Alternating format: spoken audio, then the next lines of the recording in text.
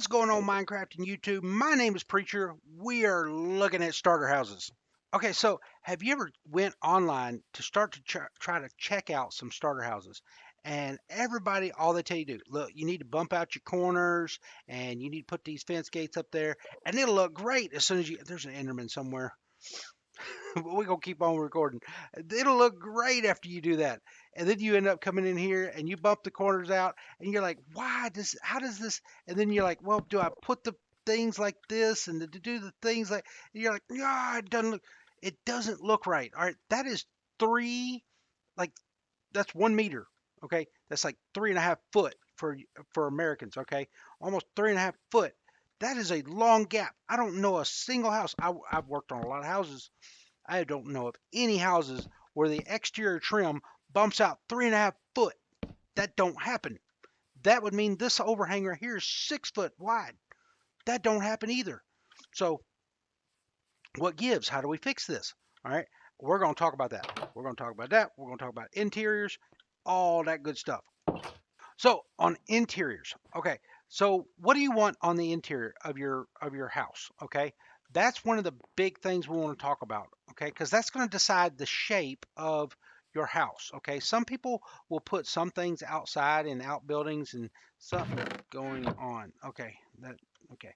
Uh, uh, the some people will put things on the outside of their house. I don't know anybody that puts their bed on the outside of their house, but maybe there are a few out there. I don't know. But I like to put my bed inside the starter house. This right here is actually one variation. You can put a crafting table right here. You can put your, but I like to put my bed with a little nightstand right there with some magazines and stuff on top. Maybe even a lantern, stuff like that up there. All right, so moving on, we need a storage system inside of our house. Okay, now I do like to keep my storage systems organized. Here's your below ground, here is your above ground, and here is things that are above that. So like animal mobs and crafting stuff, and then all of our valuables in there. So, all right. So moving on, we now see a single furnace array. I think this is very important in your early game. You're going to spend so much time standing around waiting on a furnace to burn all of your stuff if you don't have a furnace array. I think it's very important to have a single furnace array inside of your first your starter house.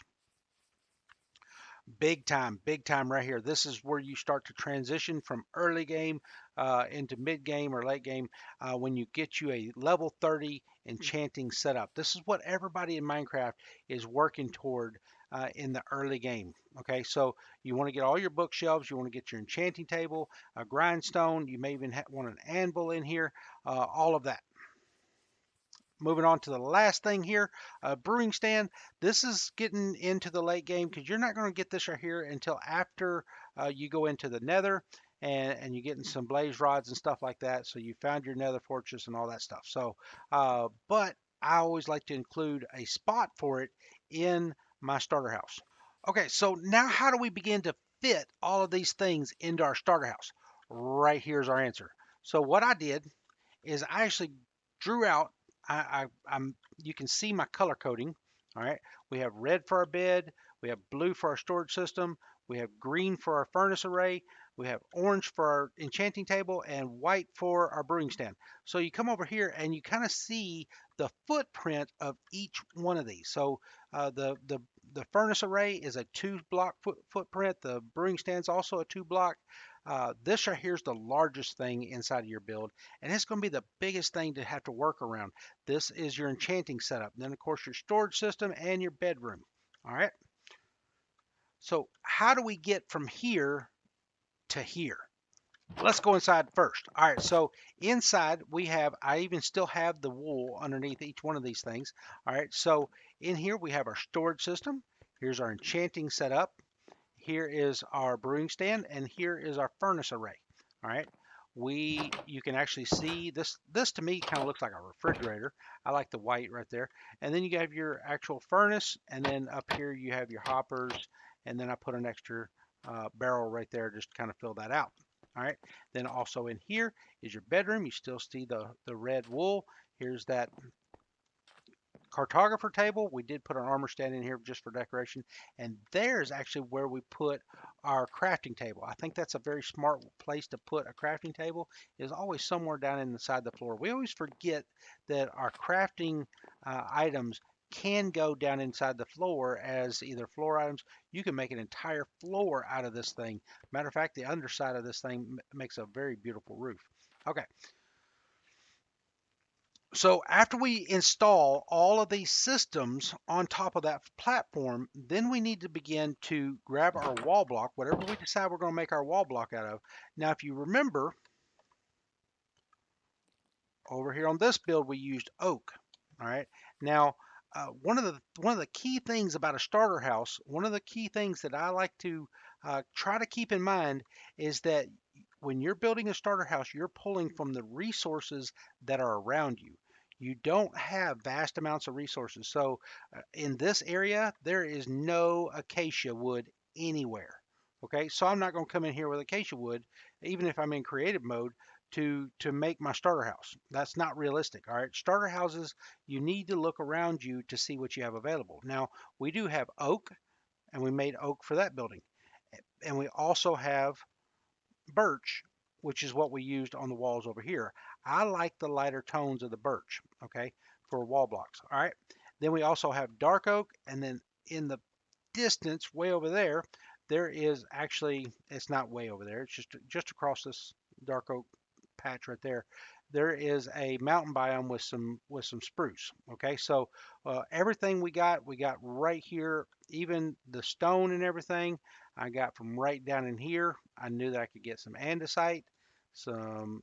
Nobody likes to build with diorite, so I steered away from that because I want viewers. And then there's some granite right there. All right. So we grabbed all of our resources from the local area, and then we began to build up our starter house. All right. We built up all of our walls up. After I built up my walls, then I looked at my base floor plan and decided which direction I want the roof to go. That is one of the key features to your Minecraft build, is going to be how your roof looks. All right. And so a lot of people will come in here and they'll go super tall with their roof systems. Okay. Now I live in the South. It does not look right to me. Of course, we have buttons on here. Sorry, we have buttons on here to keep it spawn proof. All right, you're definitely going to want to keep creepers off of your roof. If you run in here to go to bed and a creeper's running up here on your roof, you'd come out in the morning. He drops down on your head. You're gonna have a bad day. It's not gonna be no good morning, B Dubs. No. All right. So but I like a short roof. I like a shorter roof. All right. I live down in the south of the United States, and my roofs down here where I live, they're always shallow. We don't need the big steep roofs down here where I live. The big steep roofs are for when snow builds up on the roof. All the weight and everything is distributed to the walls. So after we built up the walls, then we built up the roof. Then we had to deal with this little thing. I absolutely wanted to turn the roof. Okay, so there's okay. Let me explain a little bit about roofing, and maybe this right here will help you out to build a better roof. Okay, this right here is called a ridge. Okay, the center part on the top of your house is called a ridge. Okay, so if you have never built before, if you've never seen buildings before, this is called a ridge. This down here, this A-frame right here on the ends, this is called a gable. Okay, now when you turn the ridge and make a 90-degree turn off of the ridge, that's called what's turning the gable. Okay, so you're turning the gable from this direction over to this direction. Okay, and so that's called turning the gable. And what we did here is I made my ridge go straight across the bulk of the building, but I had that little bedroom over here, right? And so I wanted to not, when I was building when I built this, from the beginning, I had in mind that I wanted to do a tower around my enchanting setup. And so what I did was when I was up on top of the roof, laying out the roof, I didn't even look at my tower. I didn't look at my tower at all. I just considered this little triangle down here, or little rectangle down here, and this little rectangle over here. and I built a gable going this way, and then I turned the gable and I sent the gable going this way. This ended up being more of a lean-to because I didn't make it far enough across to turn the gable back down.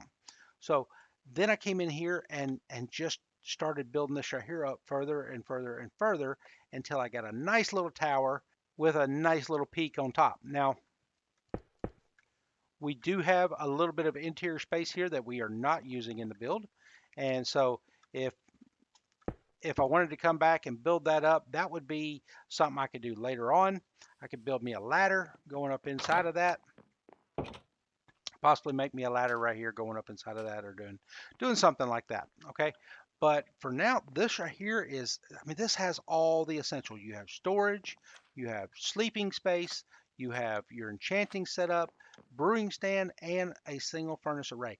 I think this little starter house has it all. Even looks.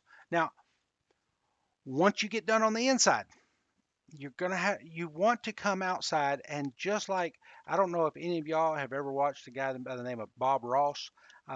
He does paintings. He does what's called impressionist art. Now, impressionist art, basically what that is when you are building something in Minecraft, it's not what it looks like when you're up here on it close. It's when you step back and your eyes are just a little bit blurry. What does it look like when you're like that? What does it look like when you're a little bit far away? Does it look good when you're far away? And that's impressionist art. Okay, it gives you the impression of something. Okay, and so another thing that he spoke about was when he was building up and he was building up his an item, a barn or something like that there into his painting. He talked about setting the object back into the canvas. And so he did that by planting grass, putting grass, putting trees, putting he put that object back into the canvas. And so that's what I try to do here, and that's what I recommend everybody try to do. Put some grass around your build. I hope you enjoyed this episode, and my name's Preacher. If you want to see more stuff about starter houses, please let me know down in the comments. Really appreciate it if you consider subscribing, hit the like button, ring the notification bell. My name's Preacher. If I don't see you again, I hope to see you in heaven.